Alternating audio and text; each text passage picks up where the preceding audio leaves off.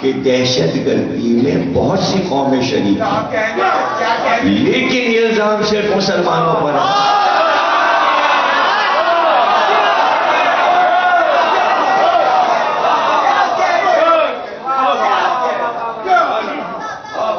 الزام صرف مسلمانوں پہ کیوں ہے؟ آپ ہمیں بتائیے، اس پہ بھی سوچ لیجیے گا۔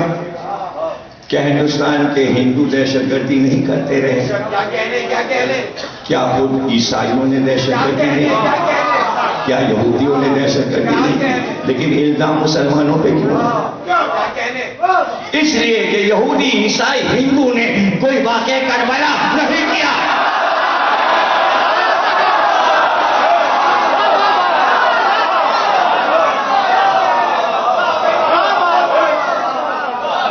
بچ گئے، یعنی کائنات کی سب سے بڑی دہشت گردی سن 61 ہجری میں واقع کربلا کی صورت میں مسلمانوں نے کر دیا۔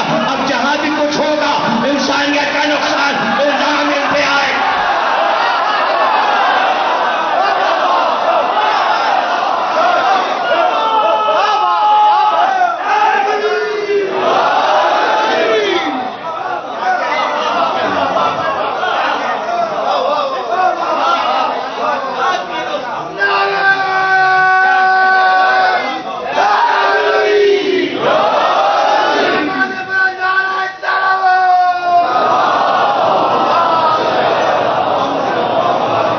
سمجھ گئے؟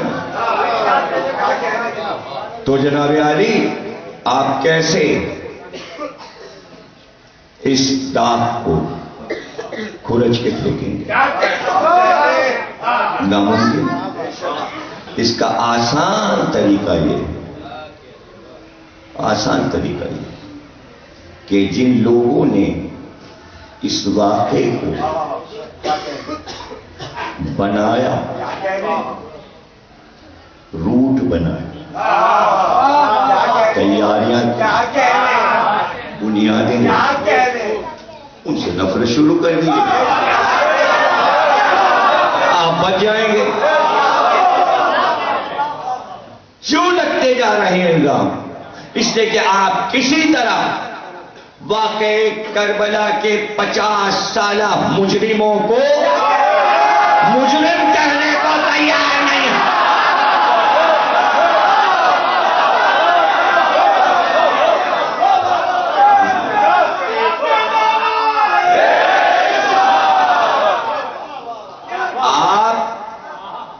بجائے اس کے کہ انسانیت کے ازالے کے طور پہ خدمت کرتے کہ بھئی جو واقع کربلا میں نقصان ہوا ہے مسلمانوں کو، اس کا کچھ انتظام کیا جائے، زخموں کا علاج کیا جائے، الٹا کام کہ قاتلوں کو کیسے بچایا جائے، اس کوشش میں عمریں گزر رہی، قلم کی روشنائیاں ختم ہو جا رہی، تقریروں میں گلے سوکھے جا رہے ہیں، ترکیبیں ہو رہی کیسے بچا لیں، کیسے بچا لیں، کیسے بچا لیں۔ جتنا بچاتے جا رہے ہیں اتنی دہشت گردی کا الزام بڑھتا جا رہا ہے۔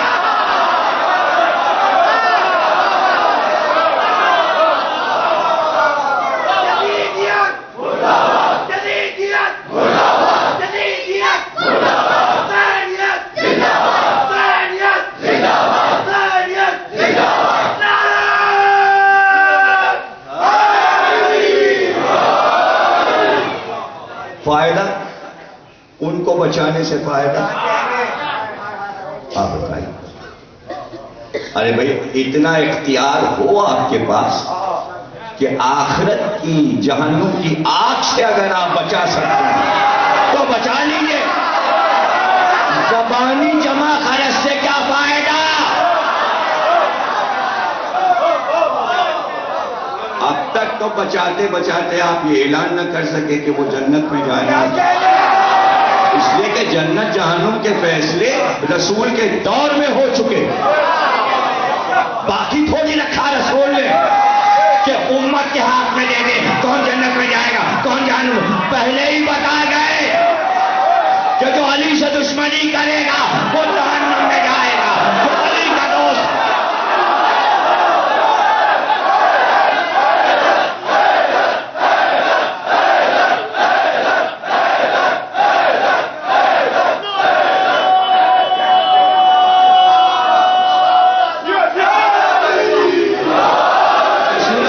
تشنا نہیں چھوڑا. اگر تشنا چھوڑ جاتے تو جنت بٹ رہی ہوتی, جنت بک رہی ہوتی. لینڈ مافیا والے جنت کو چھوڑ دیتے. سن لو جملہ, جو بدک کو نہ چھوڑا تو جنت کو کیا چھوڑا.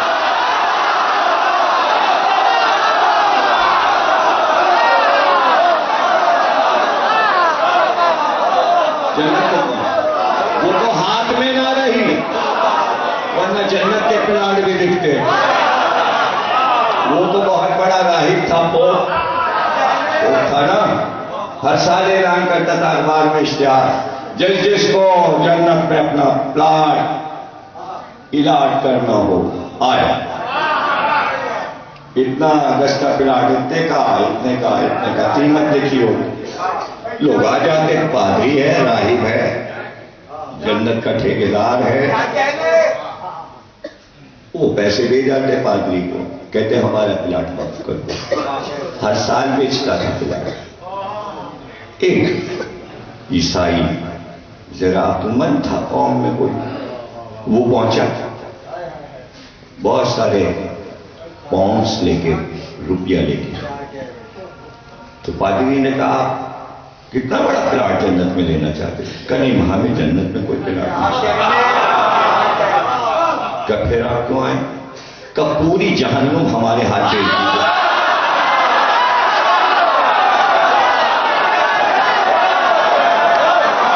پوری جہنم, جتنا کہیں گے ہم پیسہ دیں گے جہنم ہمارا. اس نے کہا ٹھیک ہے, آپ جتنا لائے دے دیجیے, جہنم آپ کی ہو گئی. اس نے لکھوا دیا پادری سے کہ جہنم میں نے اشتہار بیچ دیا, اور اس نے اتنی قیمت مجھے دی.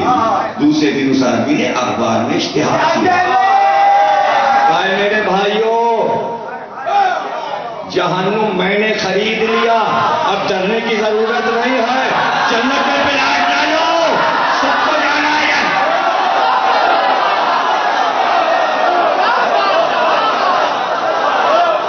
ارے اب تک حدیث پیغمبر کے معنی نہ مسلمان سمجھ سکے کہ فرمایا رسول اللہ نے قسیم جنت والنار ہے علی.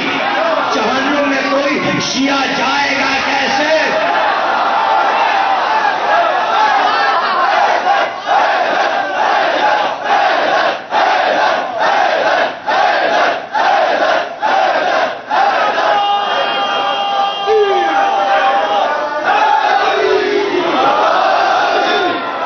دین کے دو پہلو ہیں.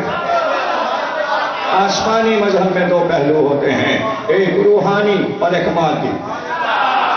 روحانی آپ چھوڑ دیجئے, جنت ملے گی, ثواب ملے گا, قبر میں کیا ہوگا, برزخ میں کیا ہوگا, محشر میں کیا ہوگا, ارے سب چھوڑیے, اندیکھی باتیں ہیں.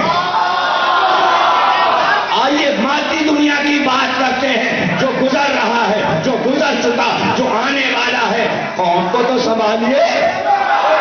جسے جہنم میں جانا جانے دیجئے, جسے جنت میں جانا جانے دیجئے. کس کا ثواب, کس کا عذاب, آئیے بات کر لیجئے مادی دنیا, کہ مادی دنیا کو واقعی کربلا سے کیا نقصان پہنچا.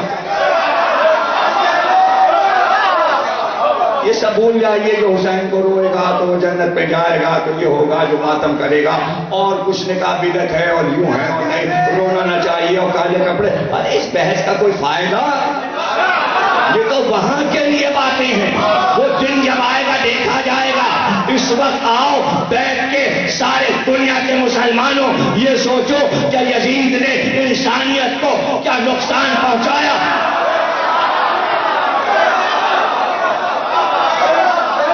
اس پہ متفق ہو جاؤ, اس لیے متفق ہو جاؤ کہ اب تو مسلمانوں میں کوئی حاکم ایسا نہ آئے جو یزید جیسا ہو. صرف یہ نہیں کہ ظاہری یزید لگے، ایسے حاکموں کو بھی ڈھونڈو جو اندر سے یزید ہو۔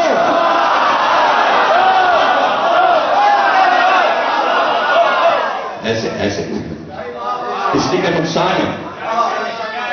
تو ایک لفظ ہوتا ہے جو کاغذ پہ لکھا ہوتا ہے، واقع کربلا۔ آپ دیکھ تو نہیں رہے نا، یا آپ سنتے ہیں یہ لفظ کسی سے یا کاغذ پہ لکھا ہوا دیکھتے ہیں، دو ہی صورتیں ہیں، یا کاغذ پہ لکھا دیکھا یا کسی سے سنا واقع کربلا۔ اور آپ کے ذہن میں کتنے سفر ہوتے ہیں اور کہاں کہاں آپ جا رہے ہوتے ہیں۔ تو واقعہ زندہ ہے نا، اس لیے کہ آپ کا ذہن کام کر رہا ہے، خون کی روانی، دل کا راستہ، عقل کا راستہ قائم ہے، واقعہ زندہ ہے۔ وہ مردہ واقع ہیں جو ذہن میں نہیں چل رہے۔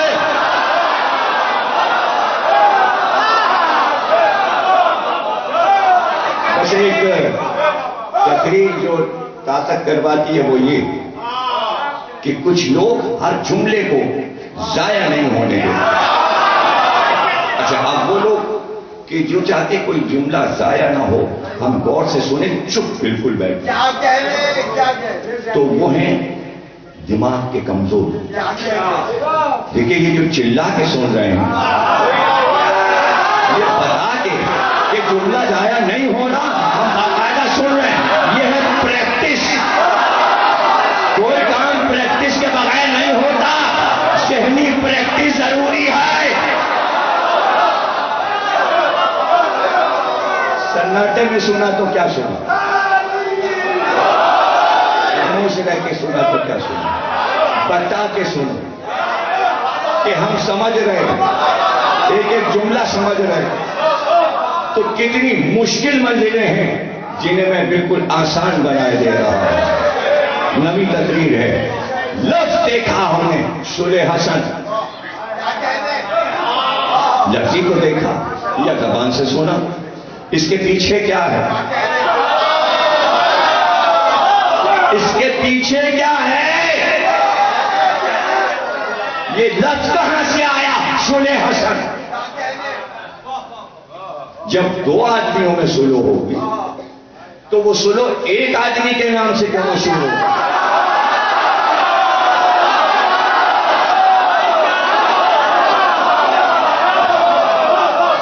دو آدمیوں میں سلو ہو رہی، دو آدمی لڑ رہے تھے، دونوں میں سلو ہو گئی، تو سلح فلاں اور فلاں ہونا چاہیے، یہ ایک نام کیوں آیا، ایک سے منسوخ کیوں کر دیا؟ تو اس کے لیے پیچھے جانا پڑے گا۔ کیا تیاری ہو رہی ہے، کیا تیاری کیا ہو رہی ہے؟ تو اب آ گئی منزل، کل گفتگو ختم ہوئی عہد علی پر، میں تسلسل سے آ گیا، نبی سے بات شروع ہوئی، علی پر آئی، آج حسن پہ آ گئے، کل حسین پر گفتگو ہوگی۔ یعنی شان رسالت مکمل جب ہوتی ہے جب مباہلے کا منظر نگاہوں میں ہے، یہ علی ہے، یہ فاطمہ ہے، یہ حسن ہے، حسین۔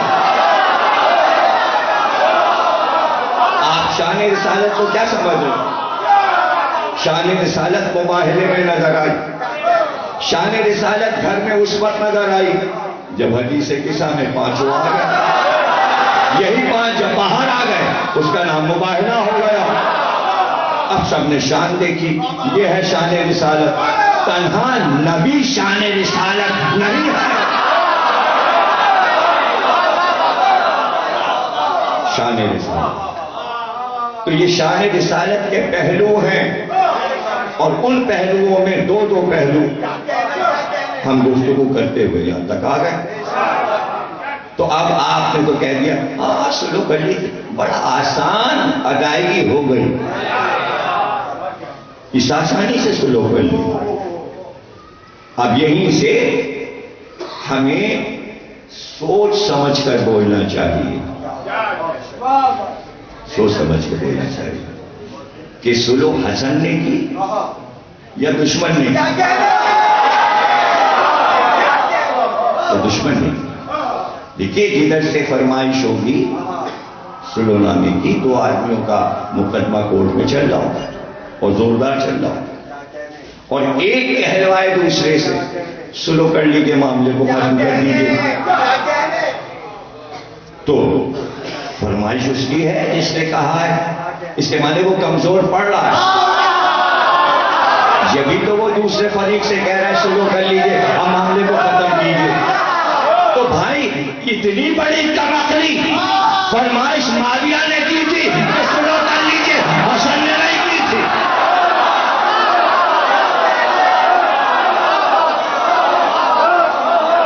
اگر مسلمانوں کو یہ بات نہیں معلوم تو کیا پوری امت جاہل ہے؟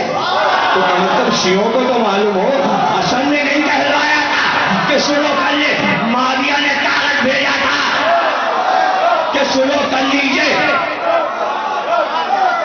کتنے لوگوں کو یہ بات پہلے سے معلوم تھی کہ فرمائش اس نے کی ہے کہ سلو کر لیجیے، اس کے معنی وہ کمزور پڑ رہا ہے؟ یہ بات کتنوں کو معلوم تھی؟ ہاتھ اٹھائیے، ہاتھ اٹھائیے، پہلے سے کتنوں کو معلوم تھی؟ ہاتھ اٹھائیے، پہلے سے کتنوں کو معلوم تھی؟ اس کے معنی 5-6 لوگوں کے ہاتھ اٹھے۔ تو یہ حیرت کی بات نہیں کہ شیعوں کو یہ نہیں معلوم اب تک کہ امام حسن نے معاویہ سے نہیں کہا تھا کہ سلو کر۔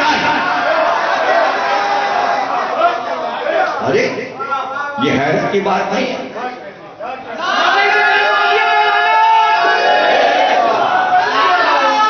اب تو معلوم ہو گیا،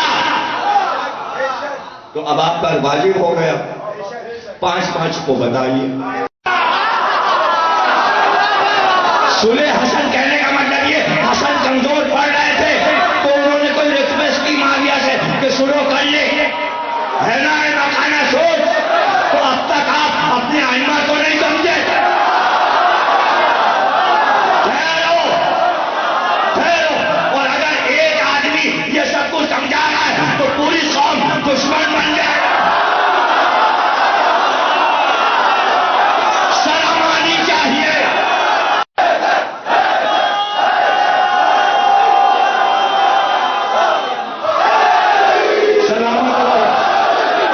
سلامت رہو، تمہارے گھر آباد۔ تم پیغامبر ہو، تم نیکیوں کے پیغامبر ہو، سن کر محفوظ کرو، آنے والی نسلوں کو یہ سب سناؤ، سیدیاں محفوظ کرو، میری کتابیں محفوظ کرو۔ فتح حسن میری کتاب ہے، دشمن خدا کی شکست کتاب کا نام ہے، پتلی سی، 150 صفحے کی نہیں، اور پڑھ لیجیے اسے۔ بھائی کس طرح آخر دین کیسے آپ سمجھیں گے؟ بس یوں گھوم پھر کے اس نے ایسا پڑھا، اس نے ایسا پڑھا، یہ کیا تماشا بنا رہے ہیں؟ اپنی ملت جعفریہ کو سنجیدہ ہو جائے، وقت کا تقاضا ہے، سنجیدہ ہو جائے۔ علم علم علم، بچوں کا مستقبل تو نہ خراب کیجیے، جو ہونا تھا وہ ہو چکا، اب آگے کی تو سوچو، آگے کی سوچو کہ اب کیا کرنا ہے اور کس طرح ہم کو یہ سب کچھ ائمہ کے حالات پی لینے چاہیے اور بچے کو گھٹی میں پلا دینا چاہیے۔ اب اپنا نقصان نہ کرو، میں اپنا فائدہ پا چکا، ارے مجھے جو کچھ ملنا تھا اس منبر سے یہاں اور وہاں مل گیا، اب قوم اپنے بارے میں سوچے۔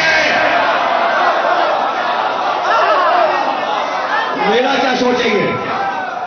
کہہ کے تو دیکھو، ضمیر اختر کو فائدہ نہ ہونے دو، ضمیر اختر کو نقصان کر دو، بیکار بیکار ضائع جائیں گے الفاظ، سوچ فکر کوشش سب بیکار۔ 58 سال منبر پہ ہو گئے، نہ شہرت میں کمی، نہ عزت میں کمی، نہ دولت میں کمی، نہ مجمع میں کمی۔ اپنی سوچو، قوم کو کہاں لے جانا ہے، بچوں کو کہاں لے جانا ہے، سوچو کہ کیسے اس قوم کو چلانا ہے، آگے کیا کرنا ہے۔ اپنا پلان تیار کرو، اور میں نہ رہوں، کون رہ جاتا ہے؟ کوئی بھی نہیں رہتا، لیکن اپنے بعد کتابیں ایسی چھوڑی ہیں کہ کم سے کم 2 صدی تو کتابوں کا جواب نہیں آئے گا۔ تو میرا کام تو بھیا ہو گیا، یہ کرم ہے پنجتن کا، بڑی مہربانی علی نے کی، بڑا کرم سیدہ نے کیا کہ ایسا ذہن دے دیا، ایسا حافظہ دے دیا، ایسا گلا دے دیا، ایسا سینہ دے دیا، اور ایسی زندگی دے دی کہ آدھی روٹی پر 60 سال چلا لیے۔ ارے لوگ بغیر پیٹ بھرے جیتے نہیں۔ مجھے کھانا نہ دو، میں کتاب پڑھوں گا، پیٹ بھر جائے گا، تمہیں کیا پتا؟ ان کی طرف سے عطیہ ہے، اس میں کیا ہو گیا؟ کیا پریشانی ہے؟ تو عطیوں کے بعد دے رہا ہوں۔ تو اب سن لو، کاغذ اس نے بھیجا، سادہ کاغذ اس نے بھیجا حسن کے پاس، شرطیں لکھ دیجئے، میں سلو کو تیار ہوں۔ تو شکست کس کی ہوئی؟ سلو کس نے کی؟